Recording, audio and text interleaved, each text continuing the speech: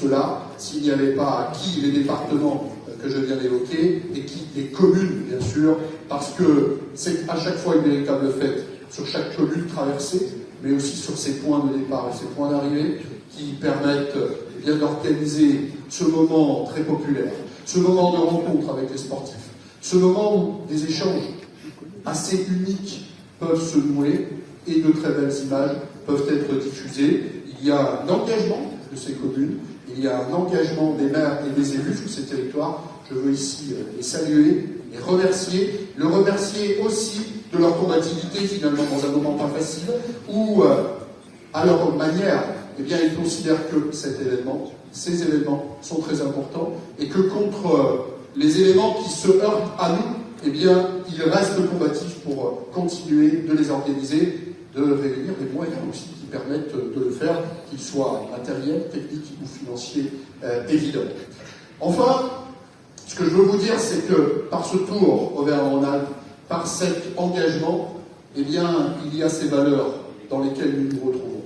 Celle de l'esprit d'équipe, celle du sport, celle de la combativité, celle de l'abnégation, celle de l'effort, qui sont en réalité, dans le vélo, dans le sport, comme dans la manière avec laquelle nous conduisons nos politiques et nos mandats, des valeurs qui nous sont communes. Et c'est une belle manière, lorsque nous les voyons incarnés par nos champions, de pouvoir se dire que nous les partageons.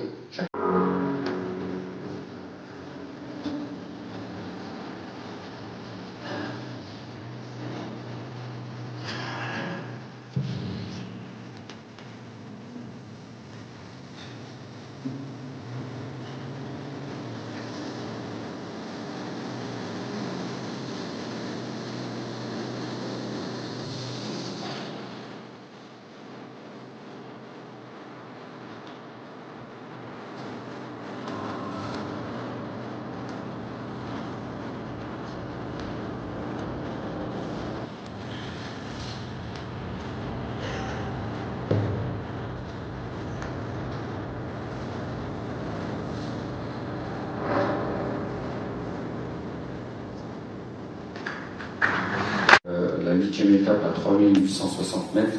Il y a 3 cols en catégorie. La distance totale, 1204 km 300, c'est avant les réunions officielles, ça peut encore varier d'ici le mois de juin. Il y aura 22 équipes de 7 coureurs et nous traverserons 10 départements de la région Auvergne-Rhône-Alpes. Le petit supplément, c'est qu'on dit c'est effectivement chez nous. Et on vient constater qu'il y a un resserrement autour de ce nom, mais ça permet de dire qu'on garde aussi tout ce qu'on a fait avant. Et donc on a un grand socle, on prend un virage qui nous permet de dire on grandit, et on grandit avec tout ce qu'on a fait auparavant, et on reste sur de la combativité, de l'effort, du sport, toutes les valeurs qu'on retrouve en réalité aussi dans notre grande région. Vous avez dit tout à l'heure que c'était une occasion de parler de nos territoires et de faire parler de nos territoires. Absolument, parce que le Tour Auvergne-Rhône-Alpes, comme d'ailleurs le Tour de France, c'est une belle occasion de montrer notre agriculture, nos patrimoines, notre culture, nos villages, nos communes, nos territoires et notre belle région. Et donc en réalité, c'est la fête du sport et de la combativité, c'est la fête de nos territoires, c'est la fête quelque sorte du tourisme et de tout ce qui fait qu'on a à consommer et à visiter en Auvergne-Rhône-Alpes. Vous allez faire des jaloux. Mais ça, c'est pas très grave qu'on fasse des jaloux. On part du principe qu'on préfère faire envie. C'est pas très C'est une épreuve qui donne envie du premier au dernier jour. La première étape, elle est extrêmement belle.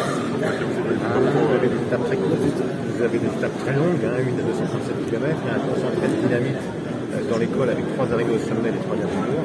Très volant par un versant le Grand Colombier 2 fois, les lacets d'abord débarré le petit sirène, qui continue à faire ce régime pour montrer qu'il est dans un décor exceptionnel parce que naturellement, ce qu'il faut pour organiser des grands événements, c'est les temps, c'est la difficulté, c'est un terrain forcément probant, mais ce sont aussi des paysages. Et en région Auvergne-Rhône-Alpes, il y a des paysages merveilleux que tous les spectateurs et téléspectateurs peuvent admirer et voir un peu moins, mais viendront en vacances quelques années plus tard. Bernard, le tracé. Oui.